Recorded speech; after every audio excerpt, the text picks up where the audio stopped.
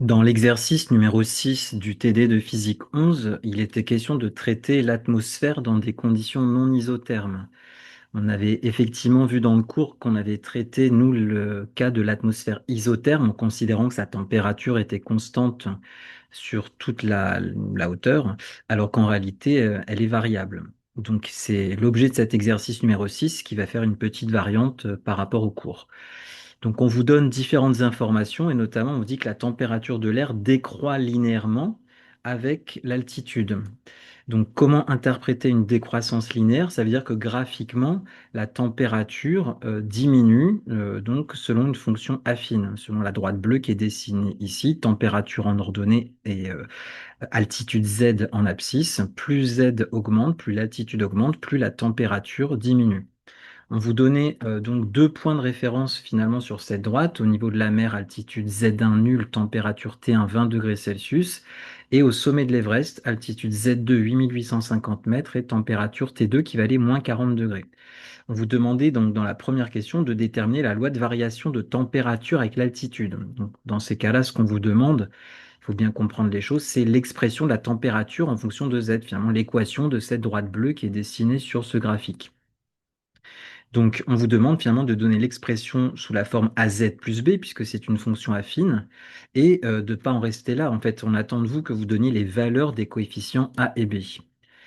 Euh, j'ai juste reporté aussi sur ce graphique ce qu'on appelait T1 Z1, ce qu'on appelait T2 Z2. Ce sont les valeurs de température et d'altitude qui sont fournies dans l'énoncé à cet endroit-là. Donc, comment repérer et déterminer surtout les valeurs des coefficients A et B?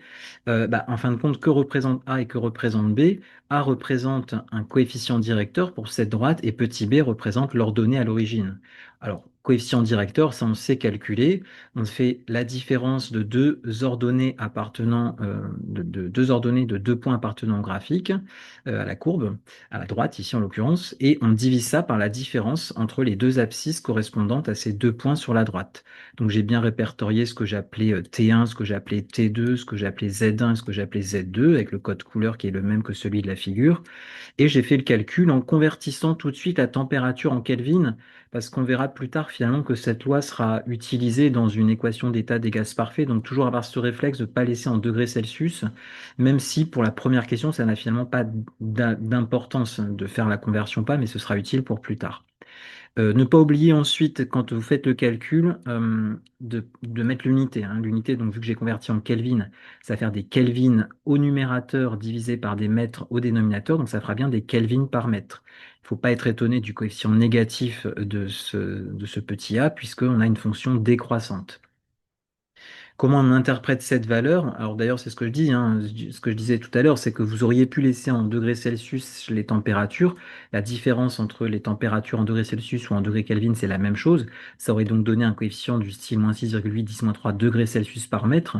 Mais ça, c'est exactement la même chose que -6,8, 10-3 Kelvin par mètre. Ça veut dire que chaque fois qu'on s'élève en altitude d'un mètre, eh bien, on perd 6,8, 10-3 Kelvin ou 6,8, 10-3 degrés Celsius qui sont donc perdus à chaque mètre dont on s'élève verticalement. Concernant petit b, c'est l'ordonnée à l'origine. Petit b, c'est l'ordonnée à l'origine. C'est quoi par définition l'ordonnée à l'origine? C'est l'ordonnée associée à une abscisse nulle. C'est donc l'ordonnée, la valeur de l'ordonnée pour un z qui vaut 0. Or, on la connaît, il n'y a même pas besoin de faire de calcul.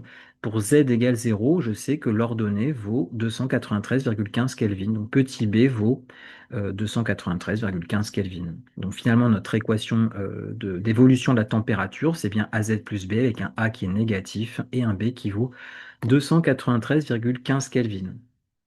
Ceux qui ne sont pas convaincus que B vaut 293,15 Kelvin, l'autre méthode, si on ne se souvient pas que ça s'appelle l'ordonnée à l'origine, vous prenez B, vous dites que c'est température moins A fois Z et vous faites le calcul soit avec ce couple, soit avec ce couple, connaissant maintenant la valeur de A.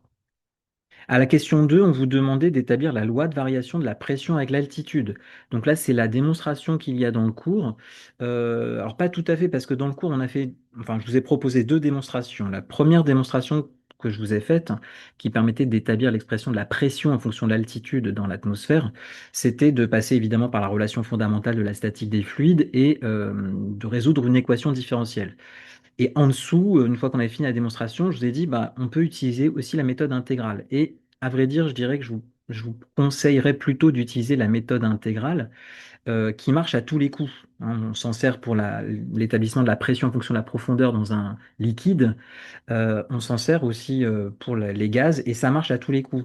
Disons que vous pourriez faire l'équation différentielle, mais l'équation différentielle ne serait pas résolvable ici.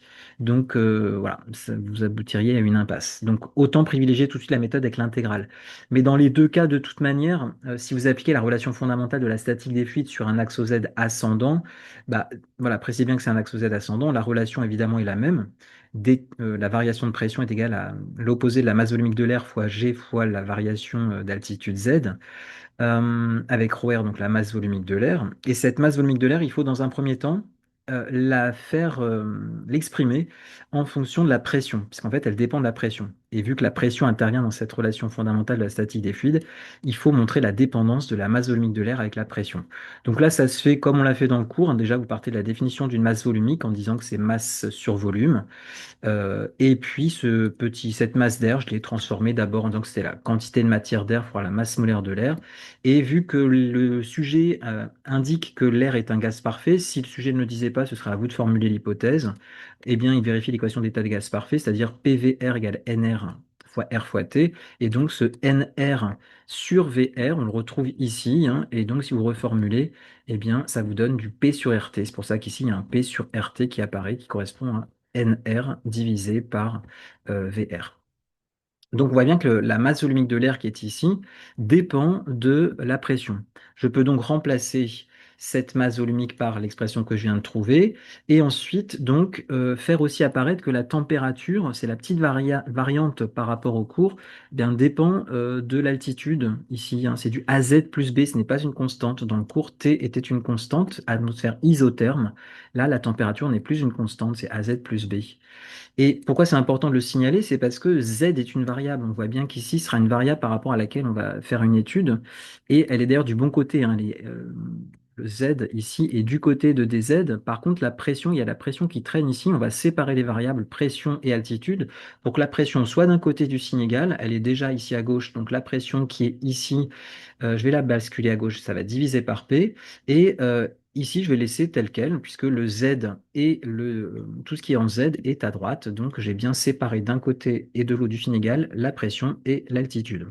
Ensuite, il faut intégrer cette relation entre deux points. Alors, vu que la question demande d'établir l'expression de la pression en fonction de l'altitude, donc la pression P en fonction de l'altitude Z, eh bien, il faut qu'il y ait un des points des bornes d'intégration qui soit justement un point où la pression P n'est pas connue et où l'altitude Z est quelconque finalement.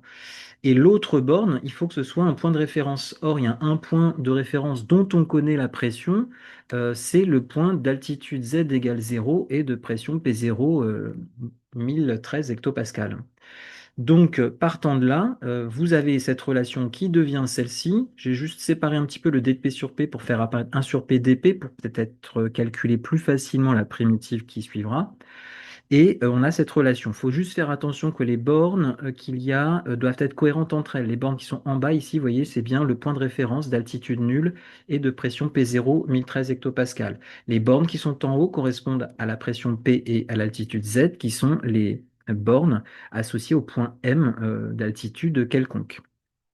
Ici, ce que j'ai fait à cet endroit-là, j'ai sorti M, R, G et grand R parce que ce sont des constantes. Je les ai sorties de l'intégrale. Alors, ce sont des constantes. Bah, grand R, oui, c'est une constante, constante des gaz parfaits. Masse molaire de l'air, bah, je peux considérer que c'est une constante. L'énoncé ne le dit pas, mais on vous donne qu'une seule masse molaire, donc on peut la considérer comme constante. Ce serait effectivement le cas si on suppose l'air avec une composition qui ne change pas avec l'altitude. Et G est une constante si on suppose le champ de pesanteur uniforme. Vous les sortez, il n'y a plus qu'à calculer ces intégrales. Alors cette intégrale, bon, là on cherche une primitive de 1 sur P, une primitive de 1 sur P, ça c'est du classique, c'est ln de P, à prendre entre les bornes P0 et P. Et ici, alors 1 sur AZ plus B, là il y a une petite variante par rapport au cours, la variable c'est Z. Alors du 1 sur quelque chose, on pense tout de suite à du ln, mais ici ça ne va pas être simplement ln de AZ plus B, parce que ln de AZ plus B, si vous dérivez juste ln de AZ plus B, vous allez avoir A fois 1 sur AZ plus B parce que c'est une composition de fonctions. Donc, il faut d'abord dériver ce qu'il y a dans le ln, ce qui fera A, et ensuite vous multipliez par la dérivée du ln, donc 1 sur az plus b. Or, moi, je ne veux pas a sur az plus b, je veux 1 sur az plus b. Donc, si je ne veux pas a sur az plus b, il faut que je divise tout par a. Donc, ça me fera 1 sur a fois a sur az plus b, donc ça me fera bien 1 sur az plus b quand j'aurai dérivé. Donc après, ce calcul se fait simplement. Vous appliquez le ln de P d'abord à P et vous lui soustrayez la même chose avec P0. Ça fera ln de P moins ln de P0. Ici, moins mrg sur R, le A qui est ici, d'ailleurs je l'ai regroupé ici, c'est une constante, hein. Et je calcule donc ln de AZ plus B, je l'applique d'abord avec un Z qui vaut Z et ensuite avec un Z qui vaut 0. Donc ça fera ln de AZ plus B moins ln de B. Et enfin, vous allez avoir ln de... Après, c'est de la simplification. Donc, la ln de P sur P0, moins mRG sur RA, ln de AZ plus B sur B, hein.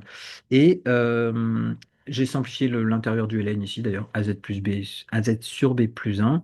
Et enfin, alors j'ai fait sauter le ln en mettant une exponentielle.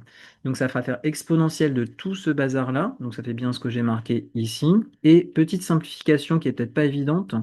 Bon, en fait, il faut le voir, mais le coefficient qui multiplie le ln, je peux le passer dans le ln, il passe ici. Et donc finalement, j'ai exponentielle d'ln. Eh bien, exponentielle d'ln, les deux fonctions sautent. Et il reste juste le az plus b à la puissance moins mrg sur ra qui est en jaune. Donc la pression, voilà son expression. Et ensuite, on vous demandait donc de faire le calcul de la pression au sommet de l'Everest. Donc, vous remplacez finalement Z par l'altitude de l'Everest, 8850 mètres, petit a petit b par les coefficients qu'on avait trouvés dans la question 1.